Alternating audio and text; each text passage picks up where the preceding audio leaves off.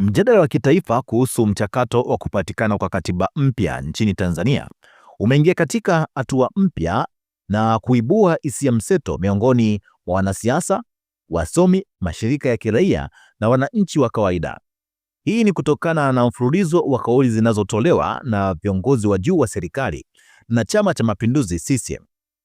Mchakato huu ambao umekuwa ukifuatiliwa kwa karibu na pande zote za kisiasa umeshika kasi zaidi kutokana na hotuba iliyotolewa na Makamu wa Rais wa Jamhuri ya Muungano wa Tanzania, Dr. Emmanuel Nchimbi mnamo tarehe 24 Julai mwaka 2026 akizungumza jijini Dar es Salaam wakati wa mkutano mkuu wa mwaka wa mtandao wa watetezi wa haki za binadamu hapa nchini Tanzania uliofanyika katika ukumbi wa Mlimani City. Dr. Emmanuel Nchimbi alitoa wito wa wazi na wa kimkakati akiwataka Watanzania kutokulala wala kurudi nyuma katika harakati za kudai katiba mpya.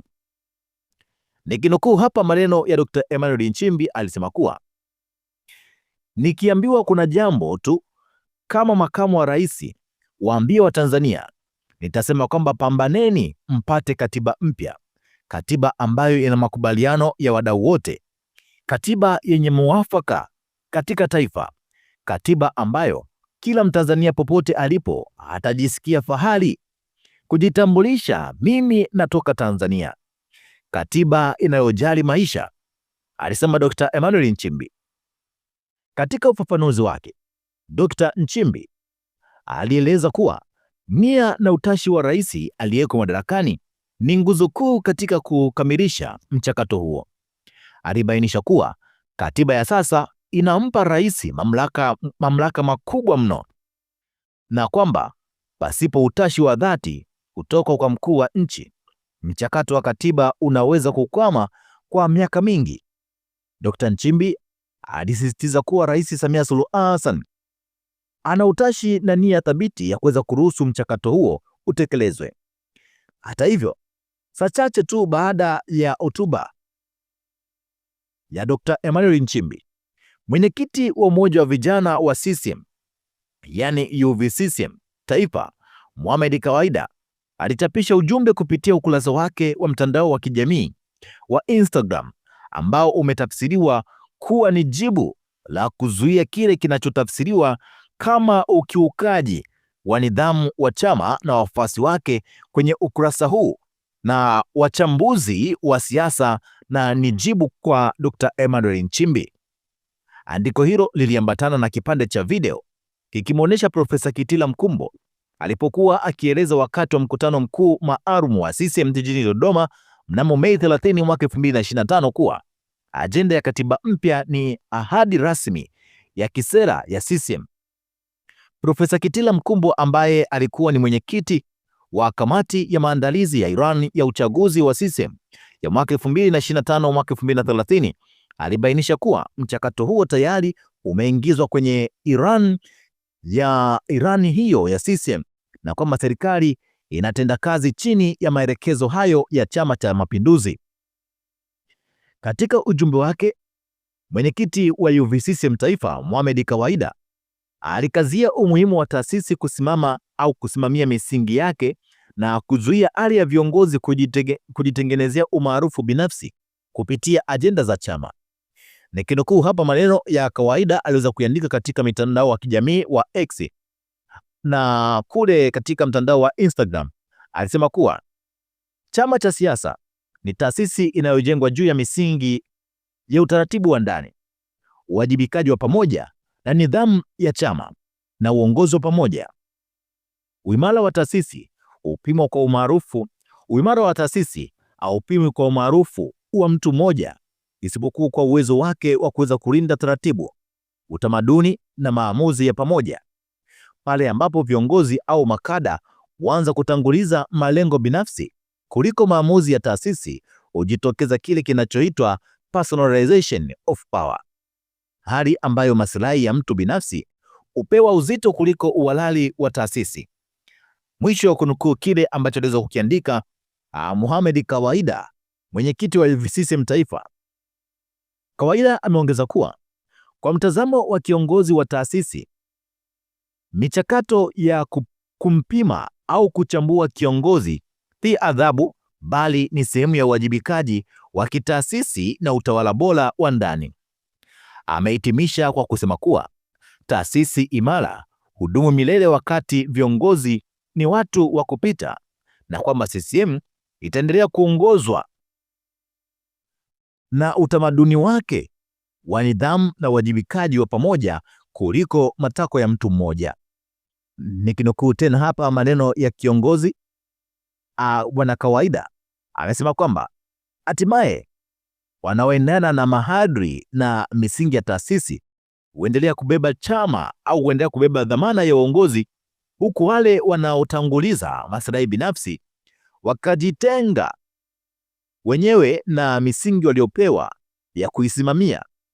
Kwa msingi huo, uimara wa chama hauko katika uwezo wa kiongozi mmoja kujijengea taswira mbele ya umma, bali katika uwezo wa taasisi kusimamia nidhamu, kulinda maamuzi yake ya pamoja na kuhakikisha kuwa uongozi unabaki kuwa wa taasisi badala ya kuwa ya mtu mmoja, ameeleza Kawaida. Lakini mjadala huu unakuja huku kukiwa na mwendelezo wa kauli kutoka kwa viongozi wengi wa CCM kuhusu katiba mpya. Hivi karibuni, katibu mkuu wa jumuiya ya wazazi CCM Taifa, Ali Hapi, alipokuwa akizungumza mkoani Shinyanga, alitoa wito kwa Watanzania kutokukubali ajenda ya katiba mpya iodhiwe na vyama vya upinzani kama Chadema.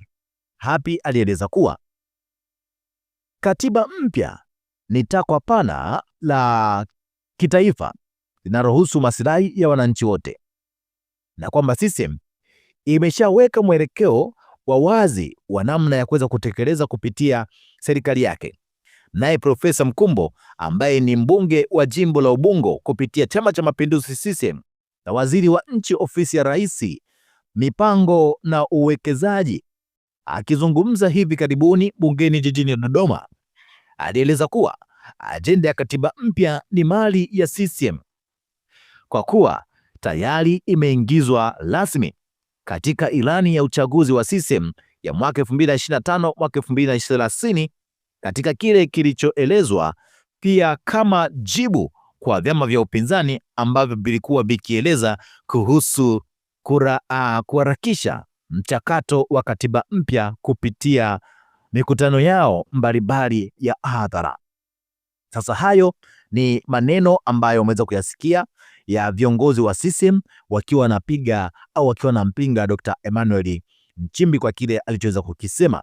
Sasa twende moja kwa moja tukamsikilize huyu kiongozi mwingine wa Chama cha Mapinduzi ambaye ameweza kumpinga Dr. Emmanuel Nchimbi kwa kile alichokiongea, yani kwamba vibaraka wanampinga makamu wa rais, yani wanampinga mtu wa pili kutoka kwa rais, kwamba wanapata wapi hiyo power ya kuweza kupingana na kile au kuweza kumkosoa makamu wa rais kwa kile alichoweza kukisema. Pia mwenyekiti wa jumuiya ya wazazi ya CCM na mjumbe wa halmashauri kuu ya CCM NEC Rajabu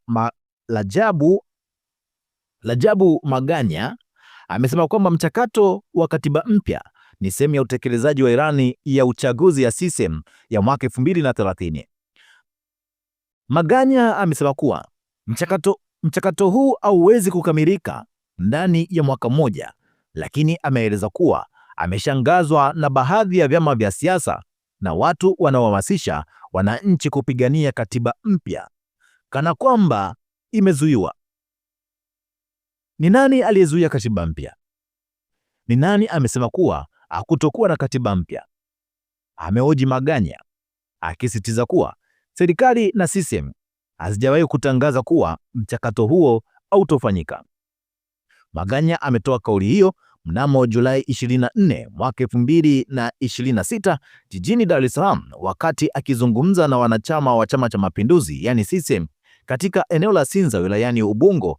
Kauli yake imeibua mjadala miongoni mwa Watanzania, ikitolewa siku baada au muda mchache baada ya makamu wa rais Dr. Emmanuel Nchimbi pia aliweza kuzungumzia swala la katiba mpya wakati wa mkutano mkuu wa 15 wa wanachama watetezi wa haki za binadamu uliofanyika siku hiyo hiyo mnamo Julai 24 mwaka 2026.